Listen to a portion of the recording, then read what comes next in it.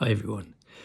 So I spent the weekend with a bunch of people and realized how difficult, confused, different points of views people had around the whole question of ill health and disease.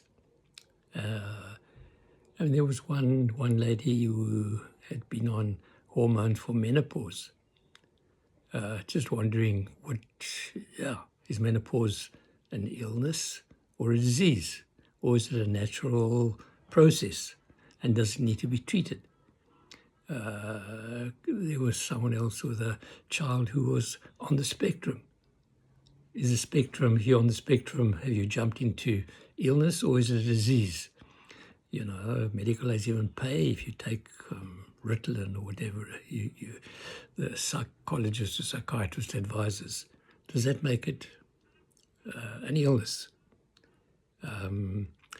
Because a lot of these kinds of problems don't even have any pathology, and you can do tests even, and tests don't even come up.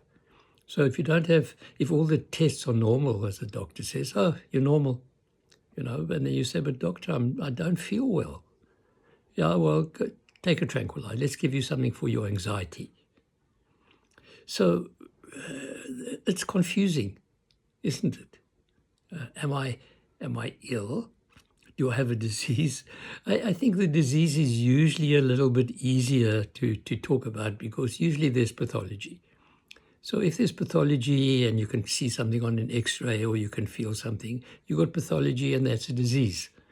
But the question of ill health and illness without pathology, how do we think about that? So for me, the easiest way to think about it in a way is to bring up the motor car. We're not a motor car. We're not a machine, but nevertheless, it's a good metaphor to use.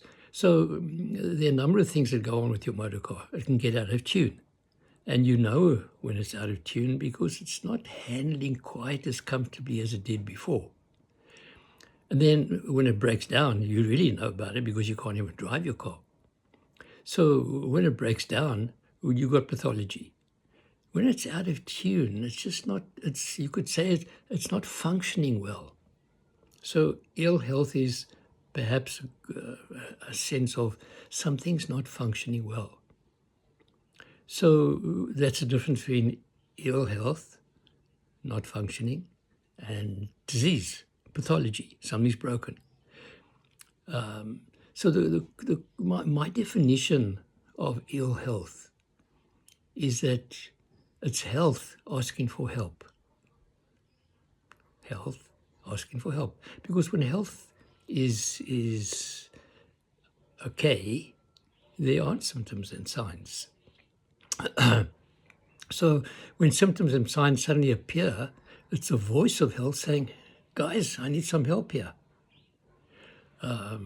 Of course, when you're talking about disease, we know that it needs help seriously.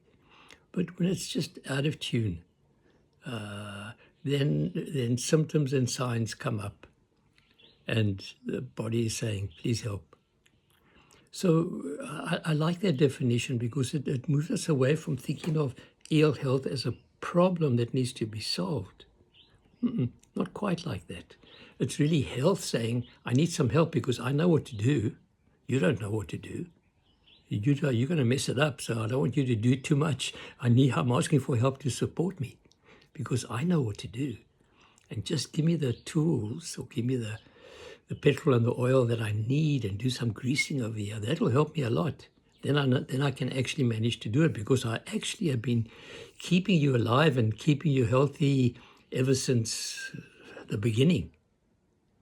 Now I'm not coping so well, and now this is, I'm asking you to help, to give me what I need so that I can do the healing work, because I'm the only one that knows how to heal. We're dealing with something that's so complex, so astonishingly complex, with so many different functioning things that are happening all the time. And what is necessary, I'm asking you, I'm giving you clues. You've got bowel stuff happening. So that's the area that I'm asking for some help for. I've got headache. I'm asking for something that can help me to deal with the headache.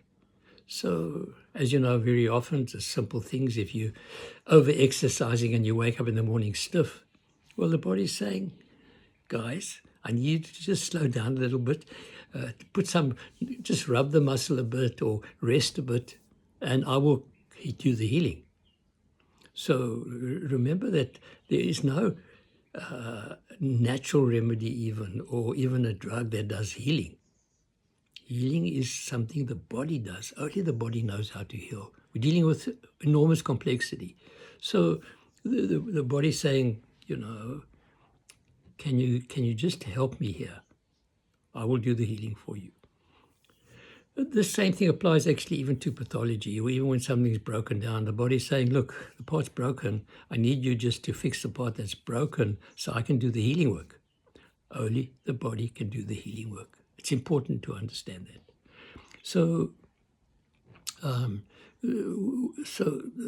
we get into this complexity, though, but you could say, well, if I don't have symptoms and signs and the body's not asking for anything, do I need to do something? Well, let's go back to the motor car. I mean, even if the motor car is going really well, my motor car is a year old, it's doing very, very well. I can't complain about anything. But the garage, send me a little note, time for a tune-up. Now, do I get a tune-up? The car's going well. Why do I need a tune-up? Well, that's the thing, you see. Even though everything's going well and there are no symptoms and signs, we've learned over time that the body still needs some support. It needs support because things are being used up. The body is aging in certain ways as well. And so even though there aren't any symptoms and signs, the body is starting to get to the edge of its possibilities. And it's because of that we sometimes need a tune-up, even though there aren't any symptoms and signs. And often, what is a tune-up? We all know what a tune-up is, actually.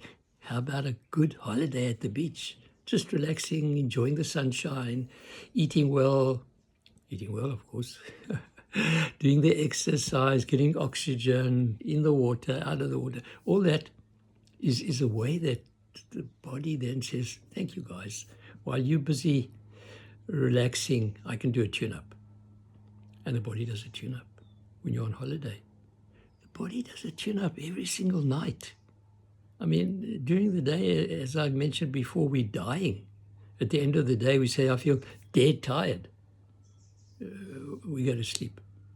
And during the night, the body comes alive again. And that's why under normal circumstances, we wake up refreshed, ready for another day.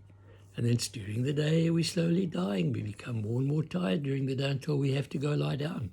So nighttime is really, really important. And the sleep is really important for that reason. Because during the night, the body, when the person is relaxing and the person is out of the way, the cleaners come in and do the cleanup during the night, which is an important point again, because the whole question of healing, nighttime, exceedingly important. It's good sleep, very important. But that also points to the way the body does get stressed out during the day. It gets stressed out for many, many reasons. It gets stressed out because physically we're often doing things that are stressing the body. But remember that a tune-up, when it comes to a tune-up in a human being is not just matter. A human being is matter, energy, information. So relaxation is not just a question of letting the body go to lie down and sleep. That's important, but it also is pointing to the importance of psychological rest, emotional rest, and to energetic rest. All those are important in terms of healing. So to heal a person, we need to recognize that we need to do a tune-up. And a tune-up, every single night we get a tune-up done. sometimes even that is not enough. And then we need to go on a weekend away or a week away and let the body, because what's happening during that time is not just physical relaxation, it's mental relaxation. I mean, if you're going on holiday and spending all your time on holiday watching the computer and having an argument with your partner, that's the holiday. So we need to understand the importance of actually taking breaks and allowing the body to do the healing. Healing, only the thing that can heal is the body. Healing is a natural process that happens. And if symptoms and signs come up, we need to recognize that. And the symptoms and signs are important. I'm going to stop there, but I'm going to make a note to continue this conversation next week, because it's such an important conversation of how do we manage our bodies. I mean, I'm 85, and clearly I've done something that's good on some level. And I want to share my information to everybody out there. So until next week, have a good week.